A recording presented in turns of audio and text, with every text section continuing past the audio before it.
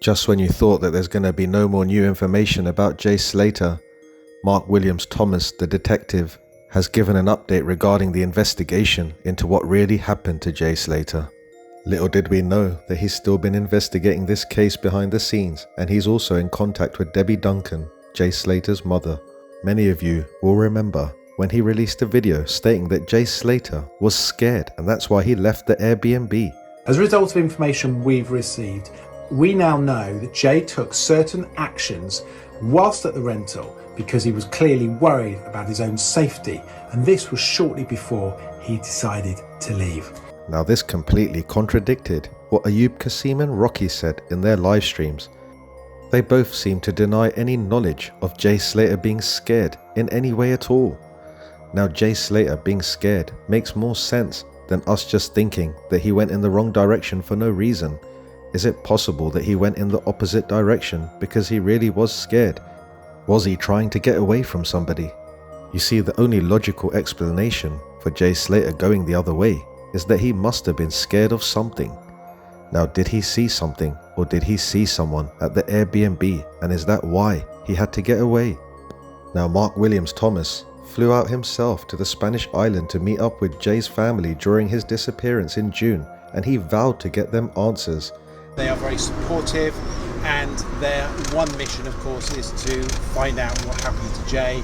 They still live with the hope that Jay will return and that he is not safe but still alive.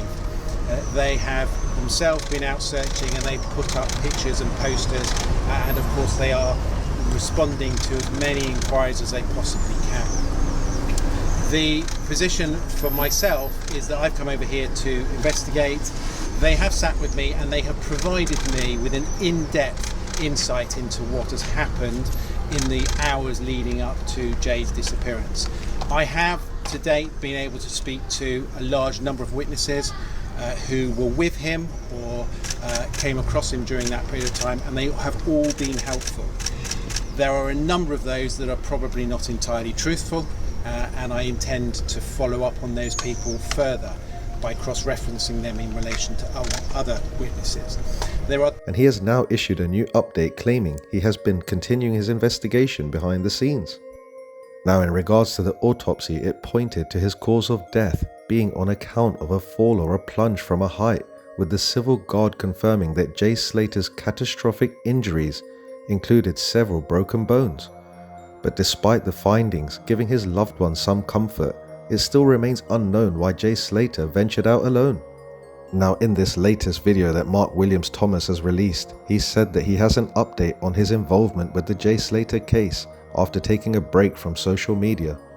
Now, he said that although he always maintained that Jay's death was a tragic accident, there were other updates on Jay's movements before he vanished that have not yet been revealed. Now, in this latest video that he posted, he has claimed that an update could be revealed soon in a new clip posted to social media in regards to what really happened to Jay Slater at the Airbnb. Now, Mark Williams Thomas was on the ground and he was speaking to everybody in relation to this case apart from Rocky.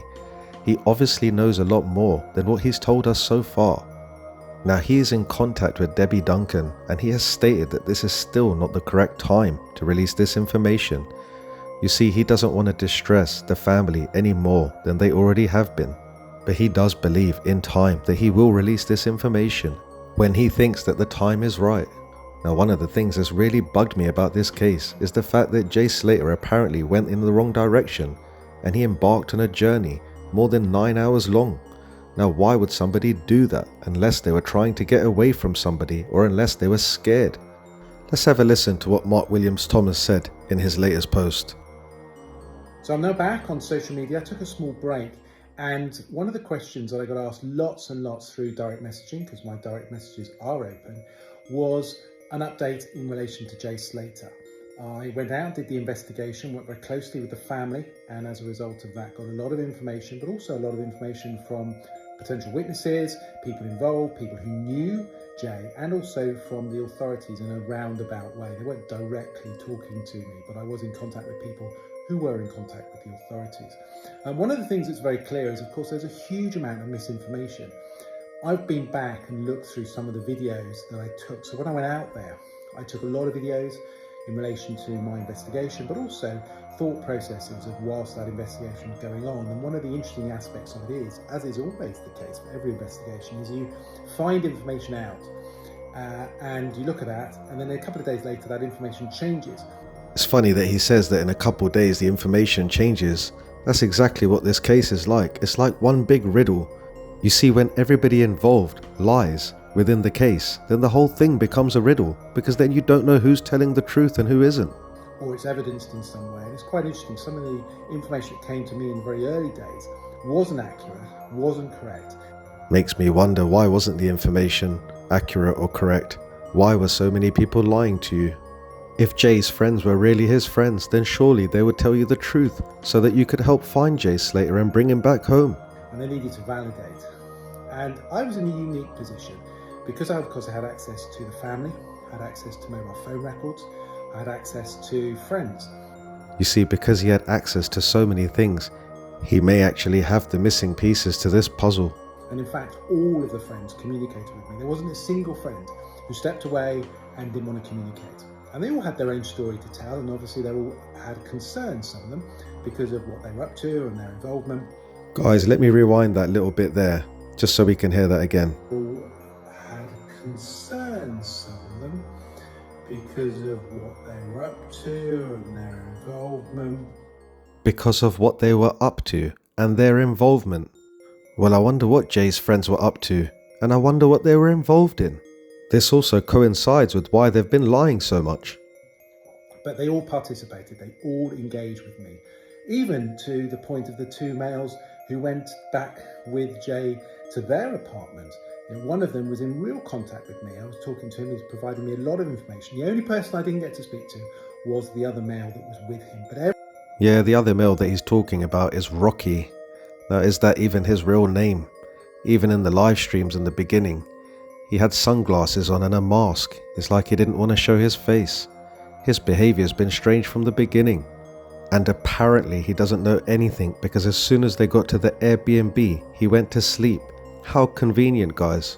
everybody else that I needed to speak to, I did speak to. So where's this going? Well, I've spoken in the last few days to Debbie. She had a long conversation with me, very pleasant.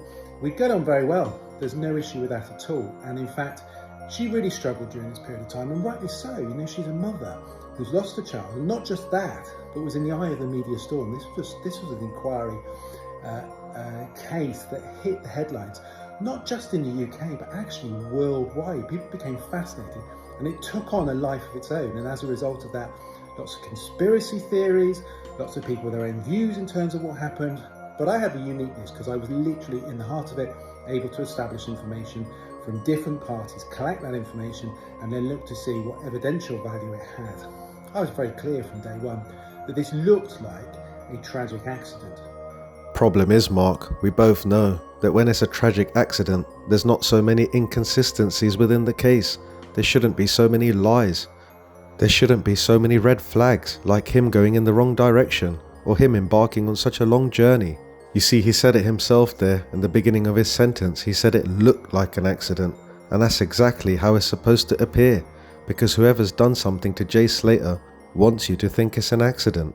But of course I needed to investigate it, and I remained open-minded throughout the whole of that investigation, and was very clear that actually, whilst there were considerable issues that existed, and I haven't revealed the details of all those issues, and exactly, you know, kind of why Jay left in the manner he did, why he didn't want to return, you know, those things I've kept to myself at this present moment in time. He seems to know why Jay left and why he didn't return. I really can't wait for this man to actually tell us what he knows. And maybe, when the time is right, I will reveal those. I've got to be very careful. What I don't want to do is upset the family any more trauma than they've already had. And so it would be something that I would work very closely with Debbie and the family to reveal that information. And maybe the time will be right soon to be able to do that, but not right now. So I hope you respect me in relation to that. I think it's nice that he's being sensitive to the family and not just letting out the information without their consent. Let's see, hopefully Debbie will give him the go-ahead soon. I'll give you some more updates, not just in relation to the Jay Slater case, when that's ready. Now, I really can't wait for Mark Williams Thomas to actually release this information, just so that we have a better understanding about what really happened to Jay Slater. You see, it's not just the fact that Jay went the wrong way. It's the fact that so many people in the case have been lying. They've been contradicting each other. It's obvious that they're trying to hide something. Now, what are all these people trying to hide? What do they really know? If only everybody was telling the truth, then maybe we could actually find out what really happened to Jay Slater.